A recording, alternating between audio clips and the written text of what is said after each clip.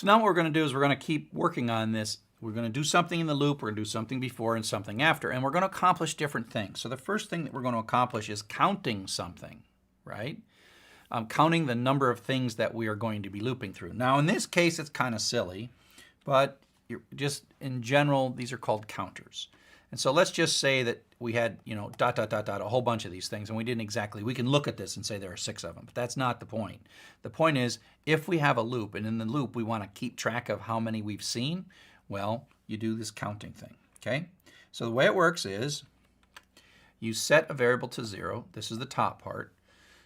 Normally this would be called count, but I'm going to use a bad non-mnemonic variable called Zork, just so you don't get too used to it. So we so far, how many have we seen? Well, we've seen 0. And then we're going to go, thing is going to be 9, 41, 12. So thing is going to be the iteration variable. Each time through the loop, we're going to add 1 to Zork. Increment is another word for this. Zork equals Zork plus 1. We print out the thing we're looking at, and we print out the current value for Zork. So the first time through 9, and then that's the first thing we saw. 41, the second. So, and each time this goes up by 1. It doesn't really matter what these things are, but then we run this many times, and when we're done, and we say, okay, loop is all done, right? There's the end of the block, and when it's all said and done, there were 6 things. Now again, 6 is kind of obvious. We could just look at it and know that there are 6. But this is a way to keep track of the number of times that a loop is executed. You set it to 0 at the place, you add 1 to it, and then you print it out at the end. At the beginning, before it starts, set it to 0, add 1 each time through, and then print out the count at the end. So that's counting. The next thing we're going to do is total up a series of values. So in this case, we're going to total them up. Makes a little more sense now. And we're going to have another variable, Zork. I would probably call this total. During the loop, it'll be the running total, and at the end of the loop, it will be the total. And so total equals 0. Before, that's the running total of what we've seen. So now 9 comes out, and 0 plus 9 is 9. So the running total is 9, and 9 was what we looked at. Then 41 comes in, then we take 9 plus 41, the running total is 50, we read 41, go back up, 12 comes in, 50 plus 12 is 62, so that's our running total. Next time we get 3, 62 plus 3 is 65, so that's this line prints out. Then we get 74, so 65 plus 74, 65 plus 74 is 139, so that's the running total. We go and do the last one, 15. 139 plus 15 is 154. We print that out, and now it goes back up, but the for loop is done, so out we come. So at the end, when it's all said and done, this running total becomes the total, 154. So we know certainly when you print all this stuff out, right, you wouldn't print that out. But at the end, if you do this, and so the difference between the count and the total is instead of adding 1 here, you add the thing you're running that you're totaling up. So that's how we compute totals. And of course, we can do this with an average, right? So now we're going to have a counter, which we set to 0, a running total, which we set to 0 in the variable sum. We're going to print out 0, 0, so the count and the total is 0. We run through. Each time through, we add 1. So it's going to be 1, 2, 3, 4, 5, 6 each time through. Then we have the sum equals sum plus value, so 9, 50, 62, 65, 139, 54. So this is the running total. This is the count. Actually, that's the sum in this case, the sum variable. And then this is the thing that we were reading in. And then we finally get done, because there was only 6 things. The for loop dumps us out. And then we got, oh, okay, how many did we get? We got 6. What was the total? It was 154. And then divide sum by count, and that should be 25.0.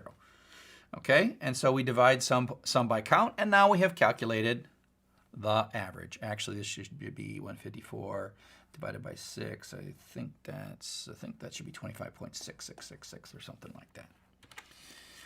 Okay, so you get the idea. And so you sum, and so you can do more than one of these things in a particular loop. Now, filtering is the idea that we're looking for something that meets some criterion. So we're going to go through and look at all the things in the loop, and we're trying to figure out if something is greater than 20, and we're going to declare that large number. So this is how you put an if in the loop. And so sometimes this loop will do nothing. Sometimes this loop will print out large number. And so value is going to be 9, and that's false, so it doesn't do anything. Value is 41, that's true, so it prints out this. Value is 12, so it does nothing. Value is 3, it does nothing. Value is 74, and so it prints this out. Value is 15, so that's false. It's done. Now the for loop knows, oh, we're done. Go on to the next line. Okay, so this is kind of a filtering pattern where, we're going to do some if statement and conditionally run some code based on the value that we're looking at for now. So that's like searching for large numbers in our long list of numbers. Sometimes instead of printing something out in the middle of the loop, just like in functions, we don't often print in functions. We tend to prefer using return values. Sometimes we just want a variable that tells us whether something was found or not. And so we're going to use a Boolean variable. So a Boolean is another type of a variable. You got integer variables, you got string variables, you got floating point variables. Boolean is another kind of variable. Boolean is the kind of variable that it either has the value true or false. That's it. It can only have two. And so false is a constant in Python, and so I'm going to say found. Found is a mnemonic variable. I use the word found for this all the time, but don't get stuck on it. It just happens to be a variable with the value false. So we print it out before it's false, and now we're going to go through each of these values again, and we're looking for 3, and we want to know, did we find 3 or not? So we have 9, and it stays false. We have 41, it stays false. We have 12, it stays false. Now we have 3, this all of a sudden clicks to true. And so then we change the variable found, which is the same found here, to be true. So this time when we come up through 3, we run this code, then we print this, and it's true. Now it's 74, this is false, but we've changed the variable for found, so it doesn't change back to false. So we run the rest of the loop, and when we're done, true. And so at some level, if you didn't print all this stuff out, before, after, that means we found a 3. There could be 1,000,000 times that we ran this, and all we know when we're done is there was a 3 in there. So that's what's saying. Found starts out false, it loops and loops and loops and loops, and if it ever finds it, then found becomes true, and then we can detect at the bottom of the loop, yes, we found it. Yes, that happened. No matter how many numbers we looked at, one of them, at one point, at least one of them, was a 3. Now, if we were a little tricky, we would realize that we could put a break right here. Right there. Because once it's true, it's not going to go back to false, so we could stop. So we've done a bunch of different things, right? We found the largest, we searched for a value, we did some sums, we did some averages, and now we're going to do the smallest value. And so just before we do the smallest value, let's review what we did for the largest value. Okay, and so we have this variable called largest so far that we set to -1, and then we print it out, it starts being -1. And then we're going to go through this loop, 9, and the largest so far is 9, and then we go 41, we like that one better, and then we like 12, we don't like that, we like 3, we don't like that, 74, we keep that, and then 15 doesn't make any difference, and then it pops out, and we get 74. That is the largest, not the largest so far, but the largest you would get. So the question is, what would we do to change this to make it search for the smallest value in the list? Now you can look. Humans are good at this. Like, hey, what's the smallest value? It's 3. Yeah, of course, you know that. No, we got to think like a computer. How are we going to find the smallest value in the list? What would we change here? What are some of the things you might change? Well, there's at least a couple things you would change, right? So the first thing you would do is let's just change this from a greater than sign to a less than sign. And let's just change the word large to small.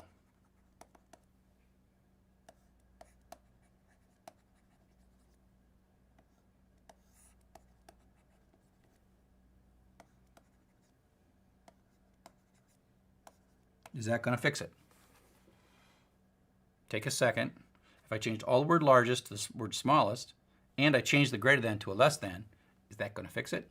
If I did that, what number is going to come out here? Is it going to be 3? that going to come out?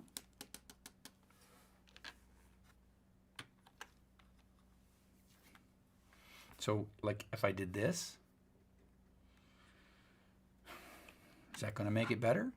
Is it going to print 3?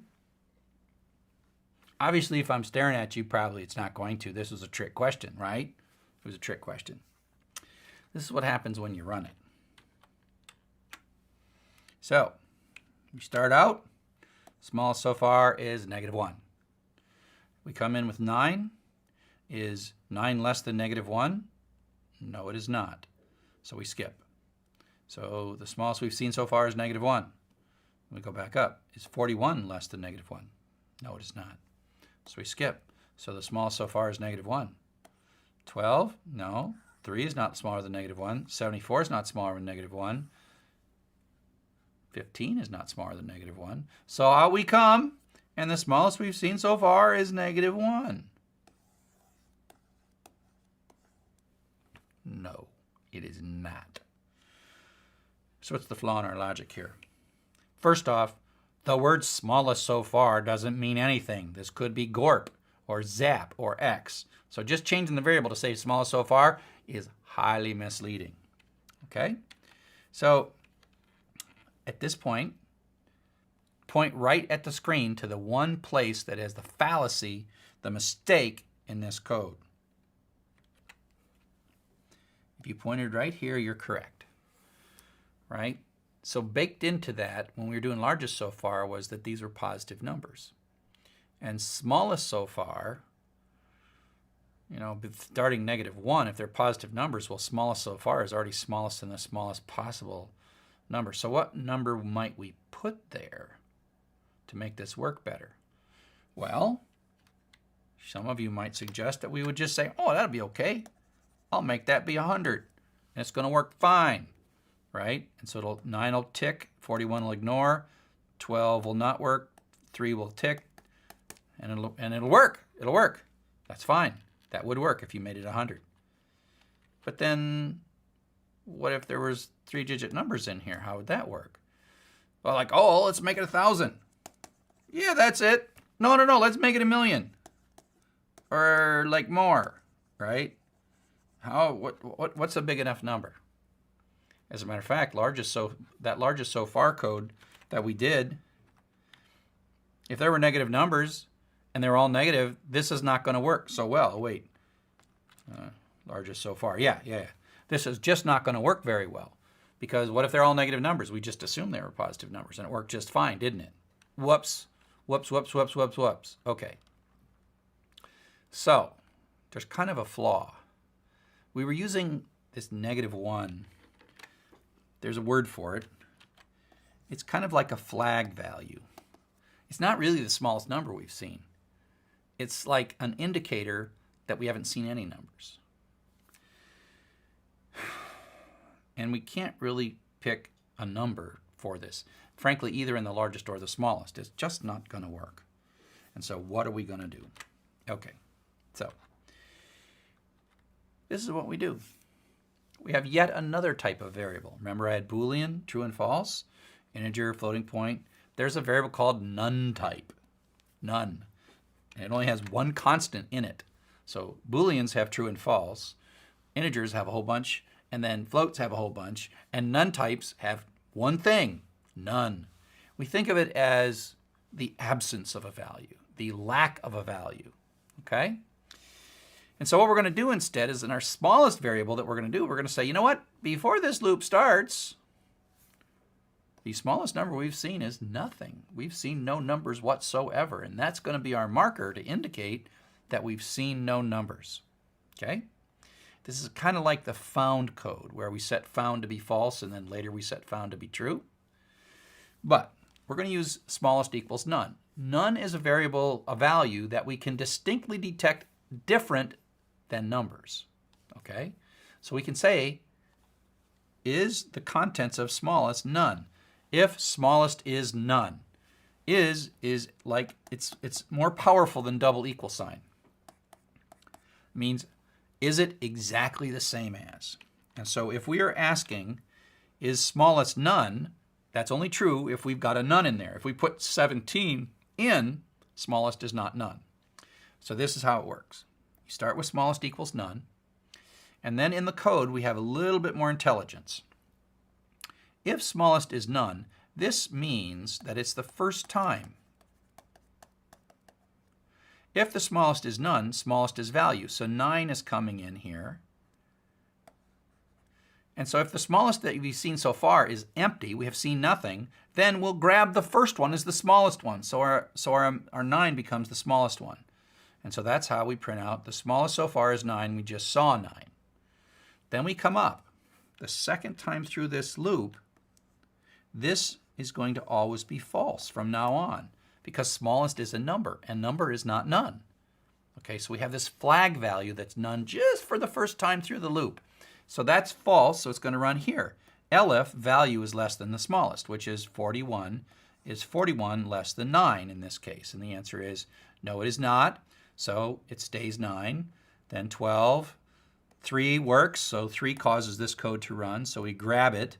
So 3 is it. Then we go through 74 and 15. It runs 2 more times. And then when we're all done, we get 3.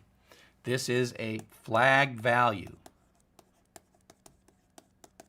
that we're checking, and through the loop, it'll only be smallest will only be none the first time through the loop. But after that, we'll just ignore this little part. This is another way to think about this is priming us. This is getting started.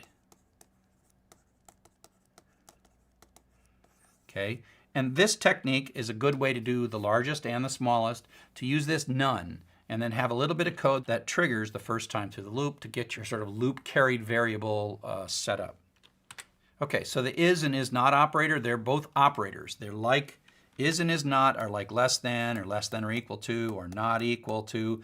They don't hurt their operands and they return you a true or a false.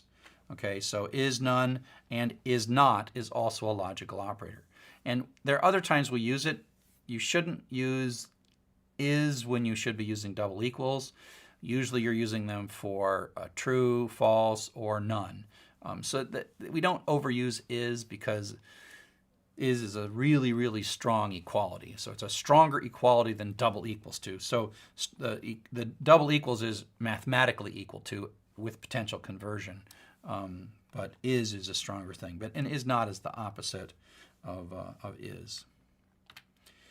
Okay, so in this chapter we've talked about some definite loops, some indefinite loops, break to get out of loops, continue to pop back up. Continue works in for loops as well as while loops.